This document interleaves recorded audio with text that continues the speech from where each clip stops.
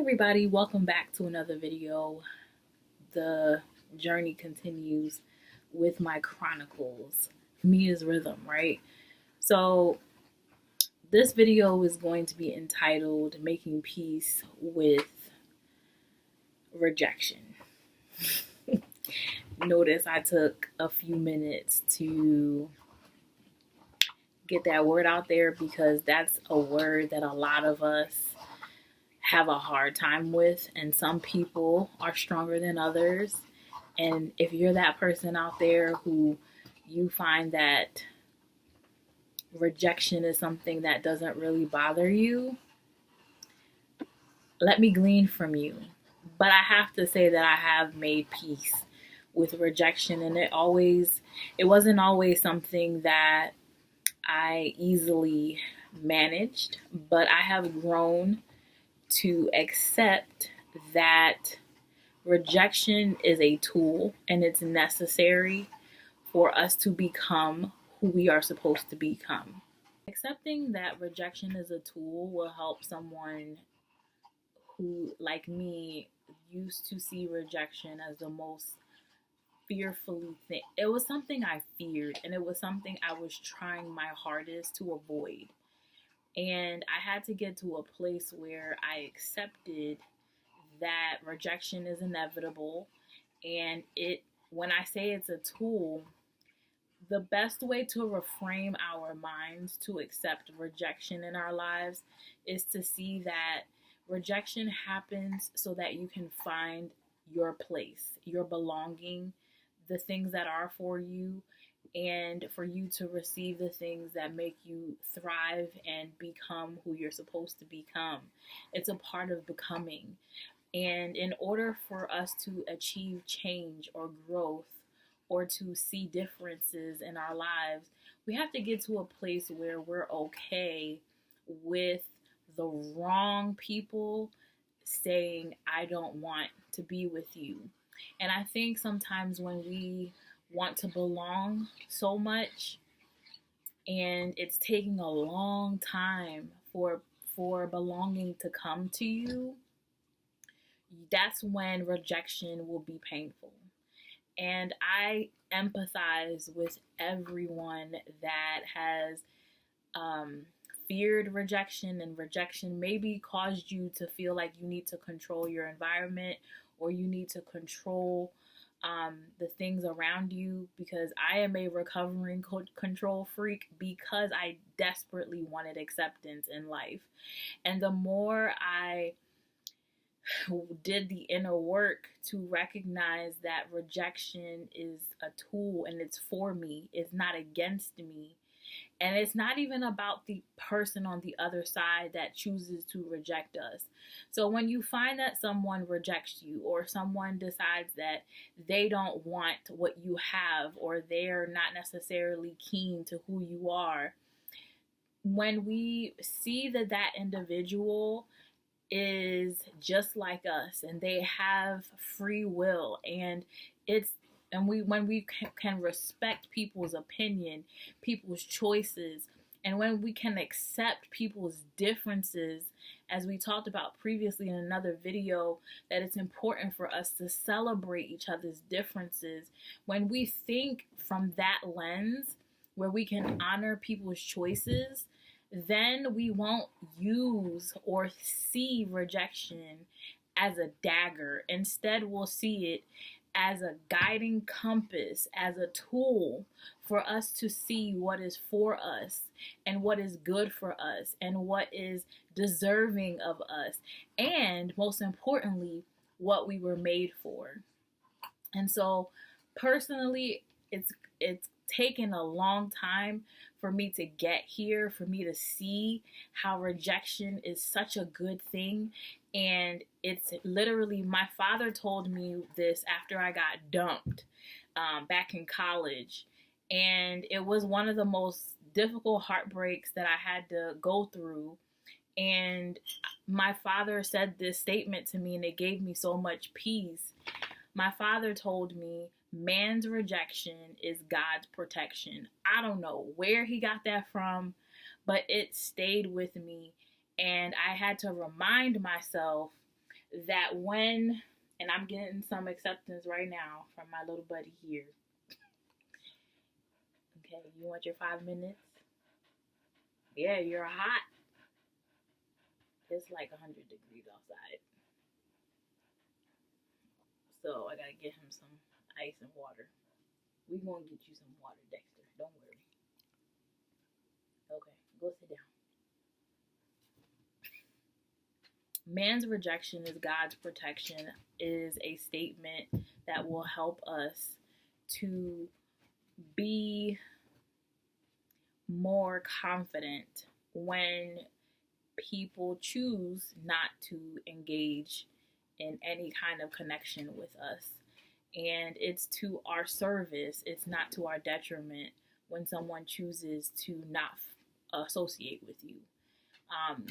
So I wanted to share that. And I also wanted to give some context for rejection. Rejection comes from the ways of this world. The world that we operate in kind of makes us feel like we need to climb a social ladder and we need to attain things at a specific time in our lives, and we need to be someone or look like something or have some things. And when we don't acquire these things, we experience rejection from the world and therefore feel like an outcast, and we don't feel like we belong. And a lot of the motives for why we may feel like we need to control or be angry or be fearful is because we have not been given the permission to just live the lives that we have and own or not own or be or not be. And when we're not given the permission to just be who we are, and who we are is being rejected, that is painful. And I feel it is important for us to recognize that we do have a place where we belong. The world may reject you and the world may not see you for who you are, and that's okay. And I know it's painful to be rejected for who you are and your growing capacity.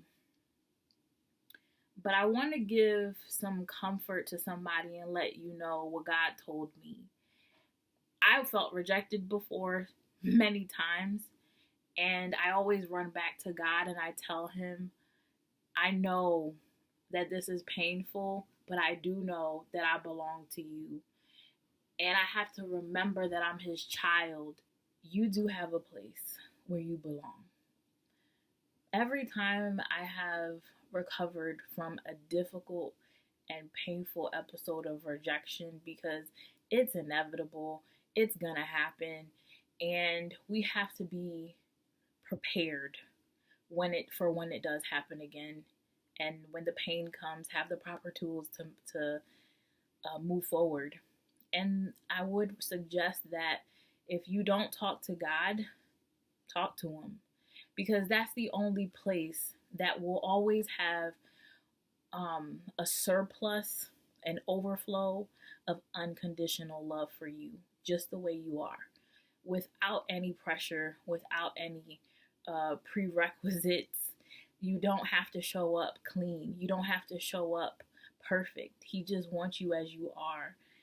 And I'm praying that you and I will claim that as our belonging, that it's okay for us to not be accepted by the world or, the standards of this world, whether it's our bodies or it's the way that we think or it's our calling or it's the color of our skin, whatever it is that the world may reject you for, God sees that thing as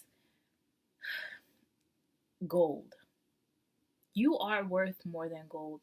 We are precious in the sight of God, and everything about us, he intentionally made that happen for us. That's why we are so different, and we have to embrace our differences and love our differences, even if no one else does. And if you find it hard to love yourself, which I know what that feels like, because that's what rejection eventually does. You start to self loathe, you may self abandon yourself. And if you find yourself in that place, get to a space where you can get quiet, get alone, and talk to the God in heaven, because He truly does want to tell you that you are His and you belong. You belong to Him. Don't worry about what's down here. Don't care about the status quo. You don't need to fit in. You don't need to look like everybody else. And you don't need to have what everyone else has. You are enough, but you're going to believe you're enough when you see yourself through His eyes. Rest in the idea that you are accepted, you are loved, you do belong, you do have a place that will take you just as you are. He'll take you as you are, and He'll do more with it. And He will lead you to the people that are for you, that love you. And as you're around the people that are for you, that love you, that accept you just the way that you are, you'll start to love yourself back to health. You'll start loving yourself back to wholeness. You'll start experiencing love from people who do love you and who do see you properly. And then you will continue to get stronger and build strength to be able to determine and have confidence the next time somebody rejects you. I don't know if this is going to be encouraging for you, but as I'm speaking it, it is encouraging for me. And I'm grateful for every ounce of rejection. I was saying this the other day.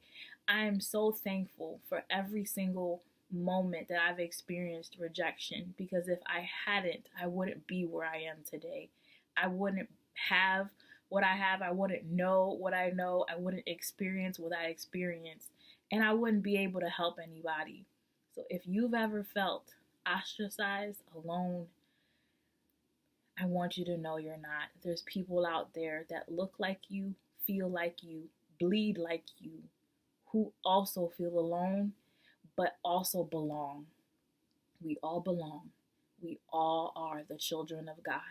And I pray that we can rest upon Him, rest in His arms, and be His children, and let Him love on us back to health. Love us enough so we can be able to go ahead and love somebody else. Take care, guys.